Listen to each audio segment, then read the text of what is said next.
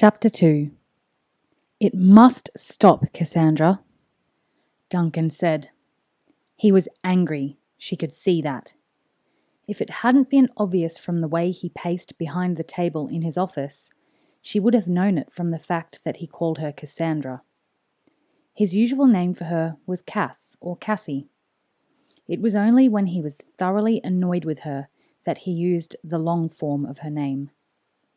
And today he was thoroughly annoyed with her. He had a full morning's work ahead of him. His desk was littered with petitions and judgments. There was a trade delegation from Tutland clamoring for his attention, and he had to take time out to deal with a complaint about his daughter's behavior. She spread her hands palm out before her, a gesture that mixed frustration and explanation in equal parts. "Dad, I was just—" "You were just skulking around the countryside after midnight, stalking an innocent sentry and then frightening the devil out of him with that damn sling of yours. What if you'd hit him instead of the spear?" "I didn't," she said simply. "I hit what I aim at. I aimed at the spearhead." He glared at her and held out his hand. "Let me have it," he said. And when she cocked her head, not understanding, he added, "The sling! Let me have it!" He saw the determined set to her jaw before she spoke. "No," she said. His eyebrows shot up. "Are you defying me? I'm the king, after all." "I'm not defying you. I'm just not giving you that sling. I made it. It took me a week to get it just right. I've practiced with it for months so that I don't miss what I aim at. I'm not handing it over so you can destroy it. Sorry," she added the last word after a pause. "I'm also your father," he pointed out. She nodded acceptance of the fact. "I respect that, but you're angry, and if I hand over my sling to you now, you'll cut it up without thinking, won't you?" He shook his head in frustration and turned away to the window. They were in his study, a large, airy, and well-lit room that overlooked the park. "I cannot have you stalking around in the dark, surprising the sentries," he said. He could see they had reached an impasse over the matter of the sling, and he thought it best to change his point of attack. He knew how stubborn his daughter could be. "It's not fair to the men," he continued. "This is the third time it's happened, and they're getting tired of your silly games. The sergeant of the guard has asked to see me later today, and I know what that's going to be about." He turned back to face her. "You've put me in a very difficult situation. I'm going to have to apologize to a sergeant. Do you understand how embarrassing that will be?" He saw the anger in her face fade a little. "I'm sorry, Father," she said. She was matching his formality. Normally, she called him Dad. Today, it was Cassandra and Father. "But it's not a silly game, believe me. It's something I need to do." "Why?" he demanded, with some heat. "You're the crown princess, not some silly peasant girl, for pity's sake. You live in a castle with hundreds of troops to protect you. Why do you need to learn how to sneak around in the dark and use a poacher's weapon?" "Dad," she said, forgetting the formality, "think about my life so far. I've been pursued by Wargles in Celtica. My escorts were killed and I barely escaped with my life. Then I was captured by Morgarath's army. I was dragged off to Scandia, where I had to survive in the mountains. I could have starved there. After that, I was involved in a full-scale battle. Those hundreds of guards didn't exactly keep me safe then, did they?" Duncan made an irritated gesture. "Well, perhaps not, but—" "Let's face it," Cassandra went on. "It's a dangerous world, and, as Crown Princess, I'm a target for our enemies. I want to be able to defend myself. I don't want to have to rely on other people. Besides," she hesitated, and he studied her more closely. "Besides?" he queried. Cassandra seemed to consider whether she should say more. Then she took a deep breath and plunged in. As your daughter, there's going to come a time when I should be able to help you, to share some of your load. But you do that! The banquet last week was a triumph! She made a dismissive gesture with her hands. I don't mean banquets and state occasions and picnics in the park. I mean the important things. Going on diplomatic missions in your name, acting as your representative when there are disputes to be settled. The sort of thing you'd expect a son to do for you. But you're not my son, Duncan said. Cassandra smiled a little sadly. She knew her father loved her, but she also knew that a king, any king, hoped for a son to carry on his work. Dad, one day I'll be queen. Not too soon, I hope, she added hastily, and Duncan smiled his agreement with the sentiment. But when I am, I'll have to do these things, and it'll be a little late to start learning at that point. Duncan studied her for a long moment. Cassandra was strong-willed, he knew. She was brave and capable and intelligent.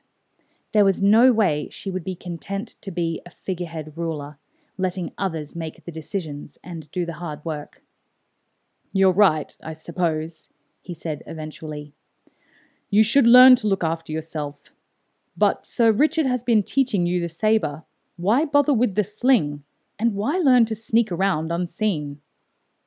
It wasn't uncommon for high-born young ladies to study swordsmanship. Cassandra had been taking lessons from the assistant battlemaster for some months, using a lightweight sabre specially made for her. She turned a pained expression on her father. I'm all right with the sabre, she admitted, but I'll never really be an expert, and that's what I need to be to hold my own against a man with a heavy weapon. It's the same with a bow. It takes years of practice to learn to use that properly, and I just don't have the time. The sling is a weapon I already know. I learned to use it as a child. It kept me alive in Scandia. I decided that would be my weapon of choice, and I'd develop my basic skills until I was really expert. You could do that on a target range. You don't need to terrorize my sentries, Duncan said. She smiled apologetically.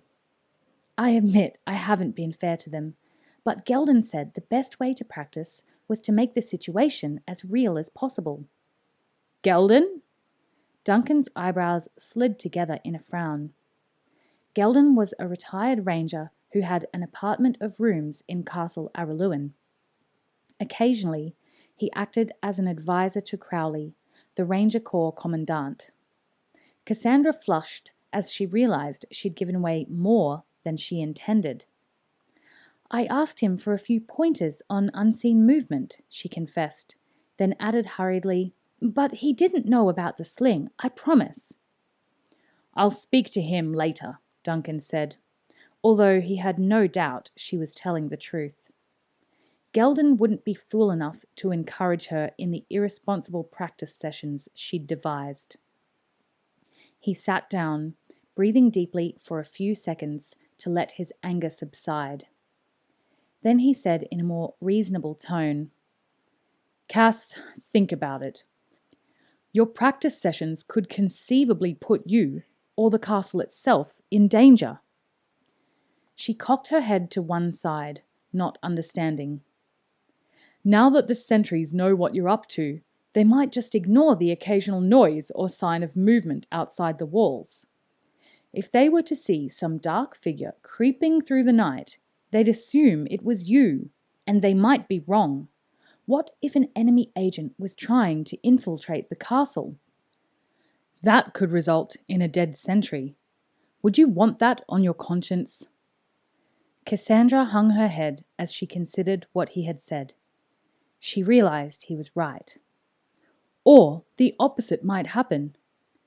One of these nights, a sentry might see someone stalking him and not realize it was only the crown princess. You could get killed yourself. She opened her mouth to protest, but he stopped her with a raised hand. I know you think you're too skilled for that, but think about it. What would happen to the man who killed you? Would you want him to live with that on his conscience? I suppose not, she said glumly, and he nodded, seeing that the lesson had been learned. Then I want you to stop these dangerous games of yours. Again, she went to protest, but he rode on over her. If you must practice, let Gelden work out a proper plan for you.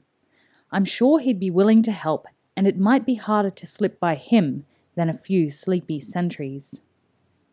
Cassandra's face widened in a smile as she realized that, far from confiscating her sling, her father had just given his permission for her to continue her weapons practice. Thanks, Dad, she said, the eagerness obvious in her voice. I'll get started with him later today. But Duncan was already shaking his head. There's time for that later. Today, I need your help planning a trip, an official trip. I want you to decide who should accompany us. And you'll probably need to have new clothes made as well. Proper travelling outfits and formal gowns, not that tunic and tights you're wearing. You say you want to help, so here's your chance. You organise everything. She nodded, frowning slightly as she thought over the preparations she'd have to make, the details she'd have to arrange. An official royal trip took a lot of planning and involved a lot of people. She was in for a busy couple of weeks, she realised. But she was glad that his attention had been diverted from his order for her to hand over the sling. Where are we going? She asked. And where to? She'd need to know how far they were travelling so she could organise their overnight stops along the way. In 3 weeks' time, the king told her, we've been invited to a wedding at Castle Redmont on the 14th of next month. Redmont, she repeated, her interest obviously piqued by the name. Who's getting married at Redmont?